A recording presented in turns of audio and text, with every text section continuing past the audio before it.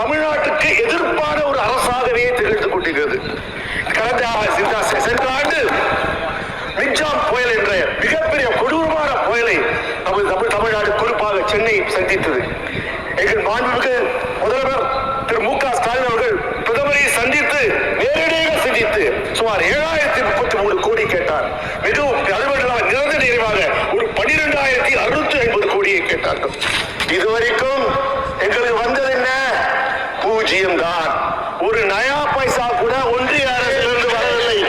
இத்தனைக்கும் ராணுவத்துறை அமைச்சர் ராஜ்நாத் சிங் வந்தார், பார்த்தார். ஏன் நிதியமைச்சர் நிர்மலா சீதாராமன் வந்தார்கள், பார்த்தார்கள், கையை சேர்த்தார்கள், பெரும் வாய்ப்பேச்சு பேசினார்கள், இன்டர்வியூ கொடுத்தார்கள். ₹1 தர வக்கில்லாமல் சென்று விட்டார்கள். எப்படின்னா இது கொடுமை என்னென்றால் நாங்கள் கேட்டோம். என்ன கேட்டோம்? ஐயா, நாங்கள் உங்கள் காசை கேட்கவில்லை, எங்கள் வரிப்பணத்திலிருந்து கொடுங்கள் என்று எங்கள் தமிழகத்தின் எதிர்காலம் திரு உதயநிதி ஸ்டாலின் அவர் கேட்டார். நாங்கள் உங்கள் வீட்டு காசை கேட்கவில்லை, உங்க அப்பா வீட்டு காசையும் கேட்கவில்லை, எங்கள் வரிப்பணத்தை தருகின்றார். அதற்கு நமது நிதியமைச்சர் ஒரு பிரஸ் கான்ஃபரன்ஸ் வைக்கிறார். 1 மணி நேரம் எங்களை வசைப்பாடினார். வசைப்பாடி என்ன சொன்னார்? திரு உதயநிதி ஸ்டாலின் மரியாதையாக நடந்து கொள்ள வேண்டும், உங்க அப்பா வீட்டு காசு, உங்க ஆத்தா வீட்டு காசு இதெல்லாம் கேட்க கூடாது, மரியாதை இருக்கணும். ஆனா அவருக்கே தெரியவில்லை. பிரதமர் அவர்களே, உங்க சாச்சா வீட்டு காசான்னு கேட்டாரு. அப்போ நிர்மலா சீதாராமன் அறிவுரை சொல்ல நேரம் இல்லையா? நான் கேட்கிறேன், நிர்மலா சீதாராமன் அவர்களே, உங்க ஆத்தா வீட்டு காசெல்லாம் சொல்றீங்களா? நான் திருப்பி கேட்டேன், உங்க தோப்புனார் வீட்டு காசை யாரும் கேட்டோம்னு கேட்டால் நல்லா இருக்குமா? இருக்காது இல்ல? அதேதான், உங்கள் பேச்சில் வன்மம் இருக்கிறது, அதை நாங்கள் கண்டிக்கின்றோம். அதே போல் பார்த்தீங்கன்றால்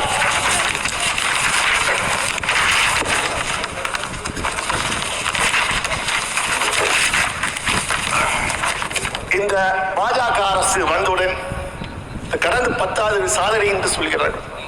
டிமானிட்டைசேஷன், பண மதிப்பிழப்பு கொண்டு வந்தார்கள். எதுக்கு கொண்டு வந்தார்கள்? மோடி அவர்கள் சொன்னார்களே, பிரதமர் எனக்கு 3 மாதம் தாருங்கள், இந்தியாவிலிருந்து எடுக்கப்பட்ட கருப்பு பணத்தை அத்தனையும் நான் கொண்டு வரேன் என்றால் என்ன கருப்பு பணத்தை கொண்டு வந்தார்கள்?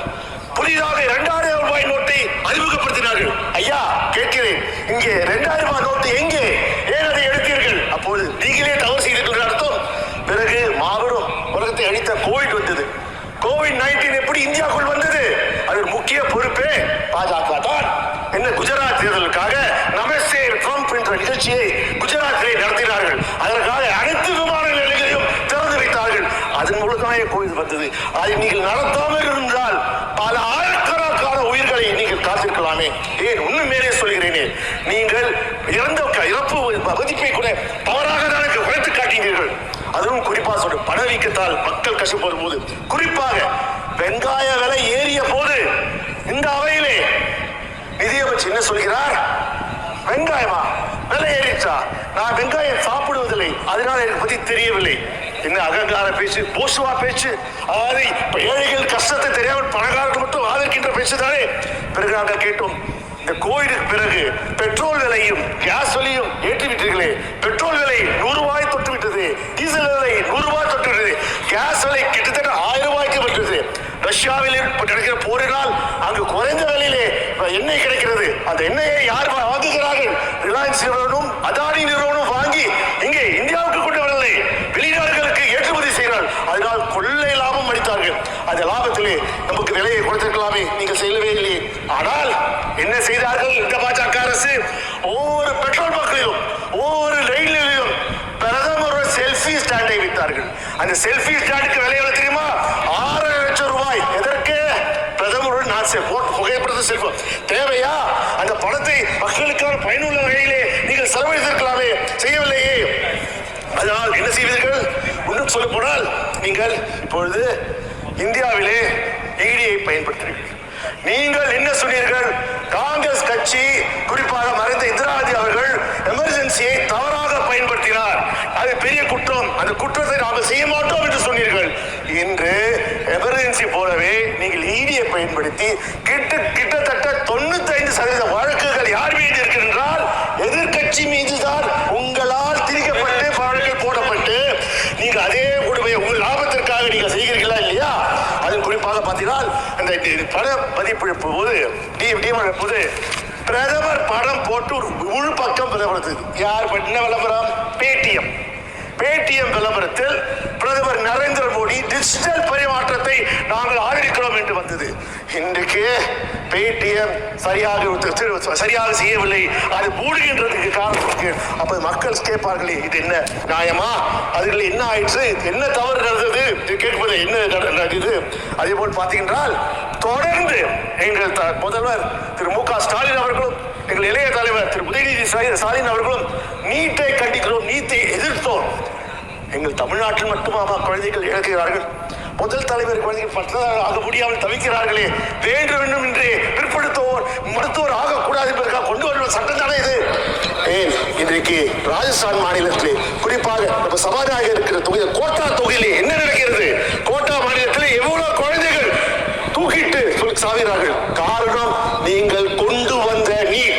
இதையாவது மனிதாபிமானத்தோடு இன்றாவது தமிழ்நாட்டுக்காகவும் ஏன் கோட்டாவிலே படிக்கின்ற இளைஞருக்காகவும் நீங்கள் செய்த வேண்டும் என்று நான் கேட்கிறேன். அதே போல் பார்த்தீங்கன்னா 2018ஆம் ஆண்டு இதே நிதியமைச்சர் திருமதி நிர்மலா சீதாராமன் சென்னையில் வந்தார். அப்போது ஜெயலலிதா மறைந்து விட்டார்.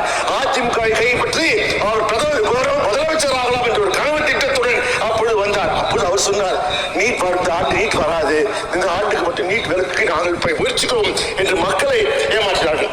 அது மட்டும் ஆசிரியர்கள், நீங்கள் இந்த தமிழை வளர்க்கிறீர்கள். இப்ப முன்னாள் பேசினாரே, சோழர்கள் வளர்த்தார்கள், சோழர்கள் தமிழை வளர்த்தார்கள். எங்க போனாலும் பிரதமர் தமிழ்நாட்டுக்கு வராங்க, தமிழ்நாட்டுக்கு வந்து தமிழை பேசுறார், திருக்குறள் பேசுறார். இதே கர்நாடகா போனா கன்னடத்தில் பேசுறார், கேரளா போனா கேரளால மலையாளத்தில் பேசுறார், ஆந்திராவுக்கு போனா தெலுங்குல பேசுறார், வெஸ்ட் பெங்கால் போனா அங்க போய் பெங்காலி பாஷையில பேசுறார். அதாவது எங்க ஊர்ல சொல்லுவாங்க, அதாவது கோழி பிடிக்கிற வந்து போன்னு கோழியை கூப்பிடுவானா, கோழி நினைக்குமா ஆஹா நம்ம மாதிரி பேசுறானே நமக்கு நண்பன் நினைவான். அவனுக்கு அப்பதான் தெரியுமா அவன் கோழியை வறுத்து சாப்பிடுவதற்காக அவன் கோழி பாஷையை பேசினான் என்பது. அதே போலதான் இங்க நடந்து கொண்டிருக்கிறது. அதே போல் பார்க்கிறேன், குறிப்பாக கேட்பது பெர்ஃபார்மன்ஸ் ப்ரொடக்ஷன் லிங்க் ஸ்கீம் என்ற ஸ்கீமை நீங்கள் வைத்திருக்கீர்கள். இந்த ஸ்கீம் மூலமாக பயன்பெறுகள் யார் என்றால் பணக்கார முதலாளிகள் தான். குறிப்பாக எங்கள் திருப்பூரிலே பார்த்தீர்கள், தொடர்ந்து நாங்கள் எங்கள் திருப்பூரிலே நாங்கள் கேட்டுக்கொண்டே வருகிறோம் ப்ரொடக்ஷன் லிங்க் ஸ்கீமை கொண்டு வருகிறோம் என்று. ஆனால் இது வரைக்கும் நீங்க பார்த்தீர்கள் நீங்கள் கொண்டு வரவே இல்லை. இன்னும் சொல்வென்றால் there has been a large-scale appetite towards MSMEs, especially textile industry in Tamil Nadu. For over 2 years, we asked you to pay attention to this.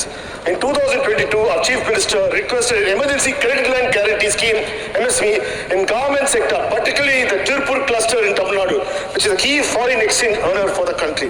The sector is undergoing a severe crisis and witnessing a sharp decline in month-on-month growth rate as a result of the economic impact of COVID-19, the Russia-Ukraine war, and the economic slowdown in the West.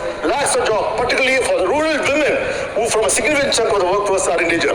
We asked a PLI scheme and a special emergency credit line guarantee scheme for MSMEs in the government sector with 20% additional collateral free credit, but got nothing. Last month, the Textile Mill Association submitted a joint memorandum to Union Finance Minister X seeking extension of 1-year moratorium for repayment of the principal bond, conversion of 3-year loans under the emergency credit line guarantee scheme into 6 years term loans, and extension of necessary financial assistance to reduce the stress of working capital. I wish and hope at least the Finance Minister heeds to this. அவைத்தலைவர்களே, குறிப்பாக railway துறை மூலமாக எங்கள் தமிழ்நாட்டுக்கு எந்த பாவது வரவில்லை. நான் railway துறை அமைச்சர் இங்கே அமர்ந்திருக்கிறார். நான் 2019 கடந்த 5 ஆண்டுகள் பல முறை அவரை சந்தித்து கடிதம் மூலமாக கொடுத்து, குறிப்பாக எனது தொகுதியில் எலிபென்ட்ஸ் கேட் பிரிட்ஜ் நிலுவையில் இருக்கிறது. கிட்டத்தட்ட 7 ஆண்டுகளாக எந்த பணியும் முடியடையவில்லை. இந்த 5 ஆண்டிலும் நீங்கள் உங்கள் எலிபென்ட்ஸ் கேட் பிரிட்ஜை பற்றி நீங்கள் எதுவுமே செய்யவில்லை. இப்படியாவது இனியாவது நீங்கள் இந்த எலிபென்ட் கிரிட் செய்வீர்கள், தமிழ்நாட்டுக்கு அது குறிப்பாக சென்னைக்கு தேவையான இதை செய்வீர்கள் நம்புகிறேன். அதே போல் பார்த்தீர்கள்